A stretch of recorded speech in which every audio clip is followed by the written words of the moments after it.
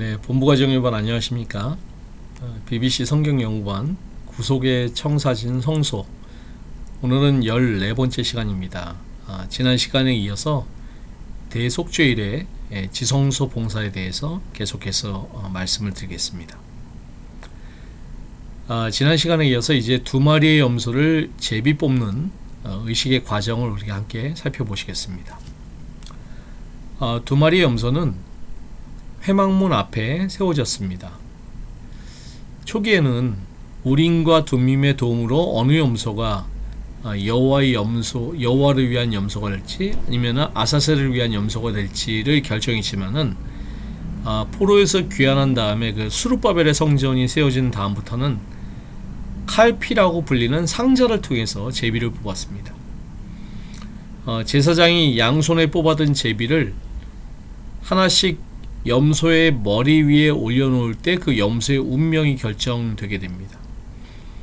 그래서 아사셀을 위한 염소는 그 머리의 뿔에 주홍색 양털로 만든 줄을 매어서 통제된 형태로 동편 회중을 향하게 하고, 여호와를 위한 염소는 목에 주홍색 줄을 매어서 서편의 지성소를 향하게 그렇게 하였습니다.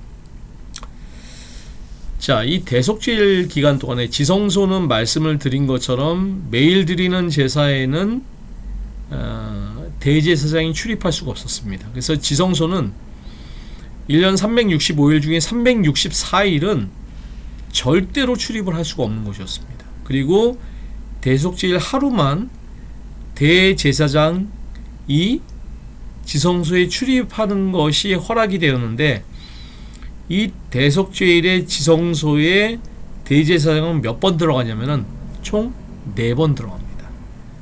그래서 우리가 그것을 한번 좀 살펴보겠습니다. 자, 첫 번째 지성소 출입입니다. 대제사장은 제단에서 불붙은 숯불로 가득 찬 향로를 가져다가 잘게 간 향기로운 향을 두 손으로 가득 집어 휘장 안으로 가지고 가서 주 앞에서 불 위에다 향을 놓아 향 연기가 증거계 위에 있는 자비석을 덮게 했습니다. 최고의 경외심을 가지고 법궤를 바라보면서 자비의 보좌가 있는 법궤 앞에 홀로 서 있게 됩니다. 몸을 굽혀 법궤 앞바닥에 향로를 내려놓고 달아오르는 숯불 위에 향을 쏟았습니다. 그리고 서서 지성소가 그 향연, 그 연기로 가득할 때까지 기다렸습니다. 가장 먼저 들어가서 이제 향을 피운 것입니다. 이때 대제사장은 뒤로 물러나와 성소에서 잠시 탄원을 드린 다음에 뜰러 나왔습니다. 대제사장이 이렇게 가장 먼저 지성소에 들어가서 향을 사르는 동안에 모든 이스라엘 백성들은 뭐를 하고 있었느냐? 그때 그 시간 함께 기도를 하고 있었습니다. 이것이 이날의 첫 번째 지성소의 출입인 것입니다. 이게 어떤 의미가 있을까요? 향연은 그리스도의 공로와 중보, 곧 그분의 완전한 의를 표상하며 그것은 믿음을 통하여 그분의 백성에게 전가된다. 피와 향으로 말미암아 하나님께 접근하게 되어 있었는데, 이것은 크신 중보자를 가리키는 상징들이었다. 그분을 통해서 죄인들은 여호와 앞에 가까이 나아갈 수 있으며 그분을 통해서만 자비와 권이 회개하고 있는 영혼에게 허락될 수 있다. 그래서 대제사장은 예수 그리스도를 상징하는 것이죠. 처음 지성소에 들어온 것은 백성들과 하나님 사이를 연결시키는 중재자, 중보자로서의 예수 그리스도의 그 사역을 갖다가 가리킨다고 이렇게 볼 수가 있는 것입니다. 향은 하나님의 보좌의 기초인 율법의 공의와 심판에 가려 참여자의 주 앞으로 죽지 않고 나아갈 수 있도록 하는 것입니다. 자, 이렇게 이제 첫 번째 지성소 출입을 이제 한 다음에 대제사장이 두 번째 지성소 출입을 하게 됩니다. 뜰로 돌아온 대제사장이 다시 한번 목욕을 합니다. 그 다음에 숫송아지의 피를 흔들고 있는 사람에게로 와서 그 피그릇을 받습니다. 그리고 이미 지성소 안에는 중보의 향연, 그 연기가 가득한데 이제 거기로 숫송아지의 피를 가지고 들어갑니다. 그릇에 손가락을 담근 다음에 채찍을 휘두른 것처럼 피를 뿌렸는데, 속죄소의 동편 상단 모서리 1번, 향연을 뿜고 있는 향로가 놓인 바닥에 7번을 뿌립니다. 그리고 전과 같이 지성소에서 나와서 성소의 향단 근처에 마련된 황금 탁자에 피그릇을 놓고 뜰로 나옵니다. 어떤 의미가 있을까요? 두 번째의 지성소에, 첫 번째는 이 향을 피우기 위해서 간 거고요. 두 번째 들어간 것은 숫송아지의 피를 가지고 들어서 뿌린 거죠. 어떤 의미가 있을까요? 속죄소 위에 뿌려진 숫송아지의 피는 이스라엘 자손의 부정과 그 범한 모든 죄가 속죄소, 그 시은자 위에 전가됨을 상징한 것입니다. 제가 그 성소의 기능 중에 하나가 죄가 전가돼서 도말되는 것이라고 말씀을 드렸죠. 그래서 이 회중들의 죄가 희생제물로 전가가 되고 다시 대제사장에게로 옮겨져서 그 다음에 지성소로 이렇게 이제 전가되는 것입니다. 피를 뿌리는 대제사장의 상징적인 행위는 그리스도의 피가 하나님의 보좌에 간합되었다는 것을 나타내는 것입니다. 죄인의 생명을 대신한 그리스도의 피가 뿌려짐으로 죄인의 생명을 요구한 율법의 요구가 충족이 되는 것입니다. 그래서 이 법궤가 있는 율법이 있는 그 속죄소의 그 법궤, 그 시은좌라고 하죠. 속죄소가 율법을 보호하는 덮개로 사용된 같이 그리스도의 피가 거기에 뿌려짐으로 말미암아서 이제 죄가 완전히 사해지는, 용서함을 받는, 도말되는 그런 과정이 거쳐지게 되는 것입니다.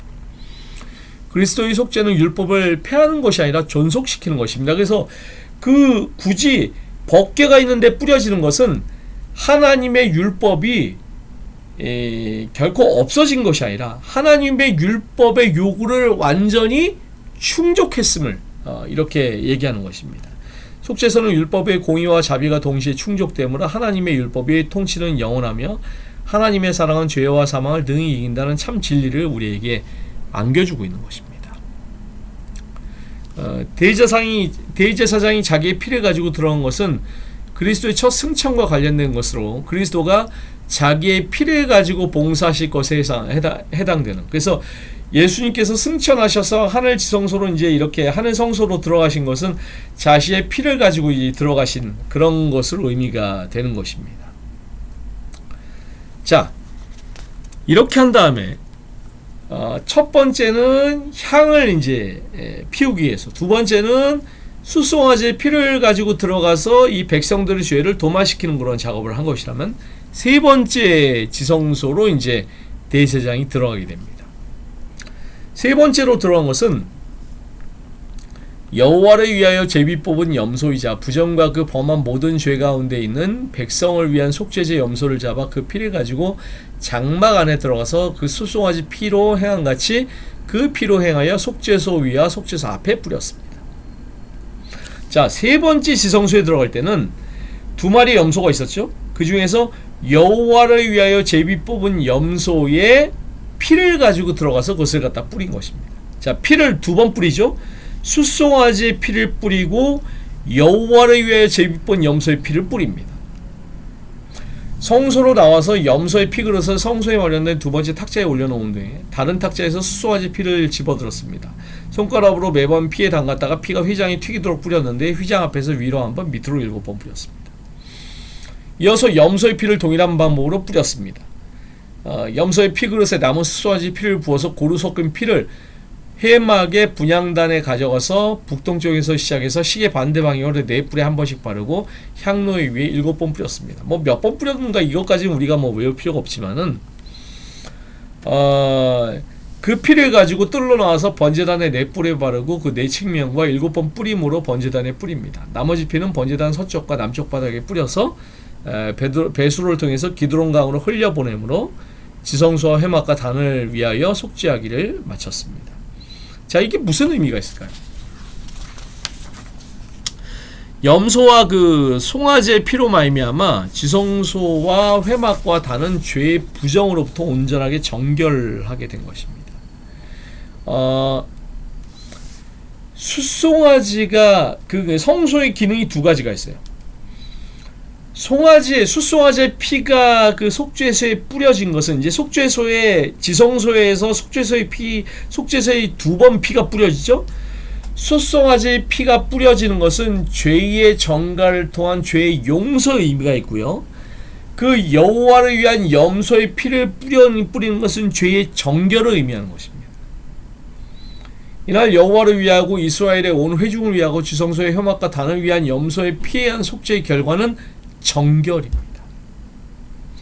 그리스도의 구속은 여호와를 위하여 율법과 공의로운 통치를 옹호하고 온 회중을 위하여 완전한 속죄를 이루고 지성소와 회막과 단에서 경배하는 자들을 위한 정결케 하는 능력을 제공합니다. 그래서 그 대속죄일의 지성소에서 이루어지는 가장 중요한 두 가지의 목적은 죄의 용서와 죄의 정결이죠. 그것은 숫송아지의 피를 뿌리는 것과 여호와를 위한 염소의 피를 뿌리는 것, 이 두 가지를 통해서 그렇게 의미가 이루어지는 것입니다. 이 살아남은 이든 378페이지에 보면 이런 말씀이 있습니다. 고대에서 사람들의 죄가 표상적으로 속죄제물의 피로서 지상성소로 옮겨지는 것과 같이 우리의 죄는 실제로 그리스도의 피로 말미암아 하늘 성소로 옮겨지는 것이다. 또한 지상성소에서의 표상적인 정결은 성소를 더럽힌 죄를 제거함으로 성취되는 것처럼 하늘 성소의 정결은 거기에 기록된 죄를 도말함으로 성취되는 것이다. 뭐를 통해서요? 뭐를 통해서 우리의 죄가 도말이 됩니까? 조사 심판을 통해서 하늘 성소, 죄가 도말되고 하늘 성소의 정결이 이루어지는 것입니다. 어디에 나와 있어요? 다니엘 8장 14절에 2300주야까지니 그때 성소가 정결함을 이루리라. 자, 그 다음에 이제 아사셀 염소가 이제 추방이 됩니다. 이제 그 용서받은 죄들을 위해서 속전이 지불되고 참여자들은 주님의 소유가 되었습니다. 이제 여호와를 위한 염소는 이제 잡아서 피가 뿌려졌죠. 나머지 한 마리의 염소가 남아 있죠. 아사셀을 위한 염소의 머리 위에 이제 얹어지는데 모든 죄의 책임이 예수님의 피로 하늘 성소를 정결하게 될 때에 그 모든 죄의 책임이 사단에게 돌려지는 것입니다. 아사셀이라는 용어는 성경에 4번만 사용이 됐습니다. 아사셀의 가장 유력한 어원은 아잘이란 말인데 제거하다, 분리하다, 떠나다. 이스라엘 백성들, 그 회중들, 하나님의 백성들과 분리해서 추방되는 것입니다. 제거될 자, 떠날 자인 사단을 드러낸 것입니다. 지난 시간에도 말씀을 드린 것처럼 아사셀 염소에 대한 이해가 일요일교회와 재림교회는 완전히 다릅니다. 일요일교회는 아사셀 염소를 예수 그리스도로 바라봅니다. 성소에 대해서 굉장히 뭘 이해하지 못하는 성소에 대한 빛을 갖다 받지 못했기 때문에 아사셀 염소에 대한 깊은 이해가 없어요. 그래서 아사셀 염소를 그냥 단순히 그냥 껍데기만 파악해서 그냥 이것을 갖다 그냥 예수님이다라고 생각하는데, 우리 재림교인들이 아사셀 염소가 무엇을 상징하냐 그러는데 이거 예수님이라면 곤란합니다. 우리는 아사셀 염소를 사탄으로 그렇게 우리는 이해합니다.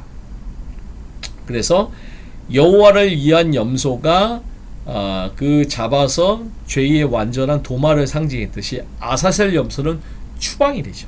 그래서 이것은 사탄을 상징하는 것으로 그렇게 이해를 하셔야 되는 것입니다. 성경 밖에번호로 기원전 2세기에 기록된 위경인 에녹서에는 아사셀이 악한 천사의 우두머리의 이름으로 나와 있습니다. 그리고 AD 2세기의 미시나인 요마서에는 순염소를 보내어진 염소라고 부르고 센터웨이 고트라고 부르는데 영어로는 또 스케이프 고트라고 부릅니다. 광야로 이끌고 간 사람이 골짜기 절벽에서 밀어 떨어뜨려 죽였다고 이렇게 설명하고 있습니다. 아사셀은 마귀로 회표가 되는 것입니다. 아사셀의 추방 의식은 백성의 죄를 염소의 씨로 광야로 축출해 보내므로 완전히 이 지구가 이제 우리가 천년기 동안에 사탄이 이 지구에서 완전히 추방된 것처럼 혼자 이렇게 보내어지는, 그래서 이 완전히 분리가 되어서 추방되어지는 그런 것들을 상징하는 것으로 보는 것이 합당한 것입니다. 이제 대제사장은 아사셀 염소의 머리에 손을 얹어서 이스라엘 조선의 모든 불의와 그 범한 모든 죄를 고하고 그 죄를 염소의 머리에 두어서 미리 정한 사람에게 맡겨 광야에 보내어 죽게 되는 것입니다. 계시록 12장에서는 우리의 형제들을 참소하던 자, 곧 우리 하나님 앞에서 밤낮 참소하던 자가 쫓겨나는 것을 요한이 보았습니다. 또한 마귀가 자기의 때가 얼마 못된 줄 알고 크게 분내어 하나님의 계명을 지키며 예수의 증거를 가진 자들과 더불어 싸우려고 하는 것을 요한이 또한 보았습니다. 그리고 재림의 때에는 천사가 무적행 열쇠와 큰 쇠사슬을 그 손에 가지고 하늘로서 내려와서 용을 잡으니 곧 옛뱀이요 마귀요 사탄이다. 저가 1000년 동안 결박하여 가두는 것을 요한이 보았습니다. 저희를 미혹하는 마귀가 불과 유황못에 던지움을 당하는 것도 보았고요. 이 모든 것들이 아사셀을 위한 그런 염소를 상징하는 그런 장면인 것입니다. 각 시대의 대징통이 이렇게 말씀하고 있죠. 아사셀은 참으로 회개한 자들의 죄를 마침내 지게 될 죄의 창시자 사탄을 나타냅니다. 대제사장이 속죄제물의 피해 공로를 통하여 성소에서 죄를 도말했을 때 그는 그것을 아사셀에게 씌워주었다. 그리스도께서 당신의 봉사를 마치실 때 당신의 보혈의 공로로 하나님의 백성의 죄를 하늘 성소에서 도말해 버리실 때 그분께서는 그 죄를 최후의 형벌로 마땅히 받아야 사탄 위에 두실 것이다. 또한 아사사에 해당되는 염소가 무인지경으로 쫓겨나서 다시 이스라엘 회중으로 돌아오지 못한 것처럼 사탄도 하나님과 그분의 백성 앞에서 영원히 쫓겨나고 죄와 죄인들이 최후에 멸망할 때 그 존재가 사라질 것이다. 자, 여기 보면 우리가 미리 정한 사람이라는 것을 좀 한번 보시기 바랍니다. 그 염소를 추방하기 위해서 적합한 사람이 준비가 되어 있었는데 이 사람을 레위기 16장 21절에서 미리 정한 사람이라고 이렇게 부르고 있습니다. 이 사람을 우리는 종말론적이고 대쟁투적인 관점에서 이해를 해야 됩니다.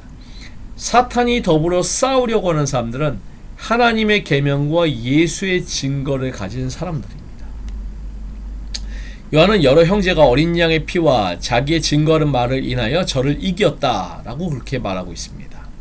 하나님의 율법과 계명을 가지고 어린 양의 피와 증거하는 말을 인하여 사탄을 추방하는 자들이 바로 미리 정한 사람의 원형인 것입니다. 그래서 이 아사셀의 염소를 구속해서 이제 진 밖으로 추방시키기 위해서 미리 정한 사람, 이들이 하나님의 계명과 예수의 증거를 가진 하나님의 마지막 남은 백성의 상징적인 의미라고 이렇게 바라볼 수가 있는 것입니다. 자, 이제 마지막으로 대제사장은 네 번째로 지성소를 들어가게 됩니다. 다시 흰색 예복을 벗고 황금 예복으로 갈아입습니다. 매일 드리는 저녁 번제를 드렸고요. 또다시 목욕을 한 다음에 다시 백색 예복으로 갈아입고 손발을 씻은 다음에 지성소로 들어가서 금향로를 다시 가지고 나오게 됩니다. 불타는 금향로를 가지고 나와서 번제단의 동편 아래에 향의 찌꺼기를 버리고 다시 손발을 씻고 목욕하고 다시 관을 쓰고 황금 예복으로 갈아입고 일상의 위치로 돌아가게 되는 것입니다. 자, 어떤 의미가 있을까요? 이 대속죄일에서 대제사장의 마지막 행위는 화려한 예복을 차려입고 금면류관을 쓰고 하나님의 즐거워하는 백성을 축복하기 위해서 성소로부터 나오는 것이었습니다. 그때 그 예복의 가장자리엔 금방울이 달려 있었습니다. 그래서 방울 소리가 날 때에 이스라엘 해방이 성취되었음을 선언하는 즐거운 소리를 듣고 기뻐했습니다. 어떤 의미가 있을까요? 제사장이 향로를 가지고 나온 것은 모든 속죄가 완료되어서 더 이상 중보할 것이 없음을 말하는 것입니다. 예수님의 중보 사업이 마치면 더 이상 악인에 대한 자비는 베풀어지지 않는 것이죠. 요한은 하나님이 진노를 담은 금 대접, 금 향로 7을 가지고 나오는 것을 보았고요.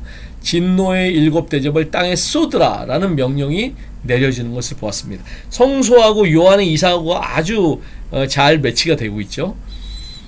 첫째 대접은 독하고 악한 헌대가 짐승의 표를 받은 사람들과 그 우상에게 경배하는 자들에게 내리는 것을 보았습니다. 구속의 은혜를 거절하고 최종적인 자비가 베풀어진 동안에 속죄받지 못한 자들에게 7 대접이 순차적으로 부어지는 것을 보게 되었습니다. 실제로 지상에서 일어난 일입니다. 우리는 내 백성아 거기서 나와 그의 죄에 참여하지 말고 그의 받을 재앙들을 받지 말라는 요청을 받고 있습니다. 우리는 성소에 나타난 구속사업과 거기에 대한 예언의 성취를 연구해야 되는 것입니다.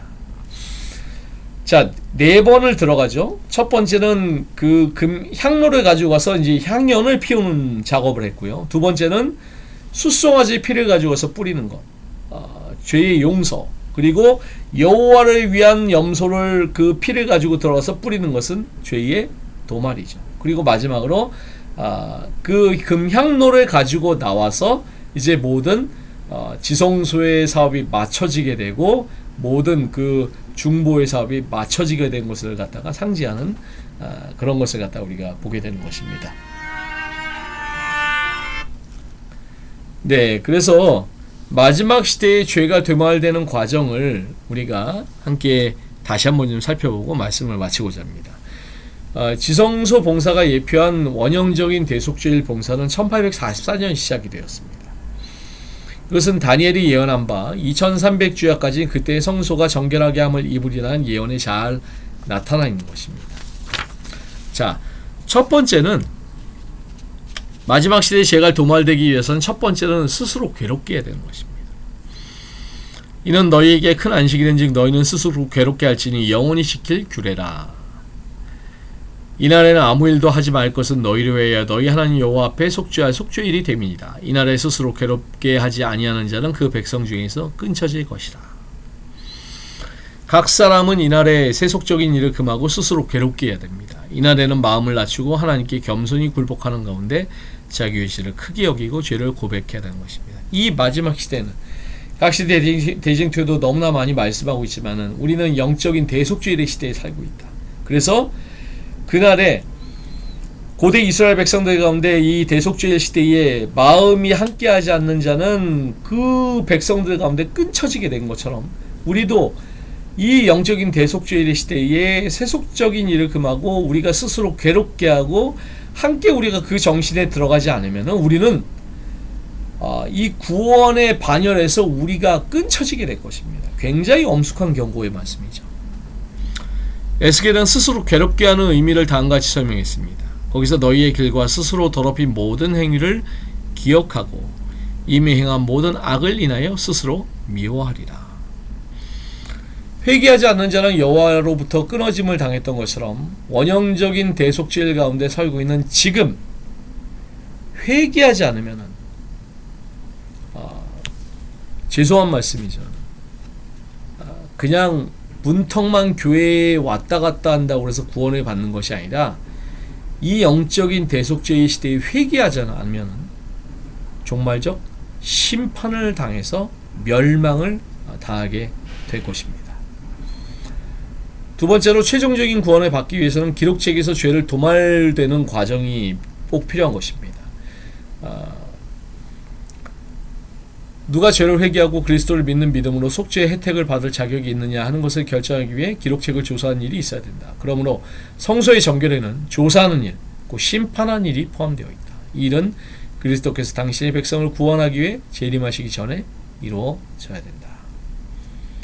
자, 다니엘 7장 9절로 10절 말씀에도 이 말씀이 나와 있고요. 7장 22절 말씀에도 이 모든 말씀은 모두가 조사 심판에 대한 그런 그 예언의 말씀인 것입니다. 2300주야의 끝인 1844년에 이 조사 심판은 시작이 됩니다. 우리는 원형적인 대속죄의 기간에 살고 있는 것이죠. 자, 세 번째는 생명책의 이름이 기록된 자들만이 구원을 얻게 되는 것입니다. 오직 어린 양의 생명책이 기록된 자들. 만일 의인이 돌이켜 그 의에서 떠나서 범죄하고 악인의 행하는 가증한 일대로 행하면 살겠느냐? 그 행한 의로운 일은 하나도 기억함이 되지 아니하리니 그가 그 범한 허물과 그 지은 죄로 인하여 죽으리라. 자, 심판대에 기록한 책들을 펼치면 예수님을 믿은 모든 삶의 생애가 하나님 앞에 나타납니다. 각 사람 이름이 불려지고 모든 것이 세밀하게 검토가 됩니다. 어떤 이름이 간합되고 어떤 이름은 거절됩니다. 회개하지 않고 용서받지 못한 채 기록책에 도말되지 않고 있다면 그 이름은 생명책에서 지워지게 되고 선행에 기록된 하나님의 기념책에서 지워지게 될 것입니다. 얼마나 무섭고 엄숙한 그런 말씀인가요? 우리가 부디 모든 우리 본부 가족들이 우리의 용서받지 못한 것이 기록책에 남겨져 있는 그래서 생명책에 지워지는 그런 일들이 우리 가운데 있지 않았으면 좋겠습니다. 모든 은밀한 죄가 다 공개될 것입니다. 한데 있는 이들 앞에 그것이 분명히 나타난다. 가장 어두운 밤, 가장 교묘한 속임수도 영원하신 하나님 앞에 단 하나의 생각까지도 숨겨둘 수가 없다. 하나님께서 온갖 공정하지 못하고 정직하지 않은 행위와 생각에 대한 정확한 기록을 가지고 계신다. 단 한 사람밖에 없는 것처럼 심판을 받는다. 비록 온 인류가 하나님 앞에서 심판을 받을지라도 하나님께서는 각 개인의 사건을 조사하시기를 마치 세상에 한 사람밖에는 단사함이 없는 것처럼 세밀하게 하실 것이다. 각종 재능을 사용한 데 대해서 세밀한 조사를 받는다. 마태복음 25장의 말씀이죠. 달란트의 비유, 또 양과 염소의 비유. 우리의 시간, 우리의 붓, 우리의 음성, 우리의 돈, 우리의 가마력 어떻게 사용했는가? 가난한 자, 병자와 고아와 과부들을 어떻게 하였는가? 무엇이나 사랑으로 한 일은 비록 그것이 사람들에게 평가할 때 아무리 작은 것으로 보일지라도 하나님께는 그것이 간합되고 보상을 받는다. 오늘 우리가 지성소에 행해지는 일을 지난 시간에 함께 살펴보았습니다. 하나님의 남은 백성으로서 재림 성도로서 우리의 목표가 무엇일까요? 이 마지막 대속죄의 시대에 우리가 우리의 대제사장 예수 그리스도를 따라서 지성소에 들어가서 그 예수님과 함께 지성소의 정신에 임하게 되는 것. 우리의 죄를 완전히 내어놓고 회개하고 우리의 죄가 용서함을 받고 우리의 죄가 도말되어서 우리의 이미 생명체에 기록되는 것. 그게 우리의 평생의 과정이 아니겠습니까? 사랑하는 우리 모든 본부 가족들이 그것들을 위해서 우리가 기도해야 될 것들이 많이 있지만은 가장 먼저 우리의 첫 번째 기도의 제목은 그것입니다. 그것을 위해서 기도하시면서 오늘도 하늘 대제사장 예수 그리스도를 바라보시고 주님과 함께 지성소로 들어가시는 우리 모든 본부 가족들 되시길 간절히 바라면서 말씀을 마치겠습니다. 함께 기도하시겠습니다. 아버지 하나님, 지난 시간과 이번 시간에 대속죄일의 지성소 봉사에 대해서 우리 함께 살펴보았습니다. 이 영적인 대속죄일에 살고 있는 오늘날 이 남은 백성들로서 저희들이 우리의 대제사장 예수 그리스도를 따라서 하늘 지성소로 함께 들어가기를 소망합니다. 저희가 저희의 모든 죄를 회개하고 저희의 죄가 용서함으로 도말을 받고 그리하여서 저희의 이름이 결코 생명책에서 지워지지 않는 이 마지막 시대의 조사 심판을 통해서 예수님께서 이들이 그 이름이 생명책에 기록되기가 충분하다라고 말씀할 수 있는 그런 우리 모든 본부 가족들 될 수 있도록 주께서 오늘도 저희와 함께하여 주시옵시기를 예수 그리스도 이름으로 간절히 기도드리옵나이다. 아멘. 네, 감사합니다. 오늘도 주님 안에서 복된 하루 보내시길 바라겠습니다. 감사합니다.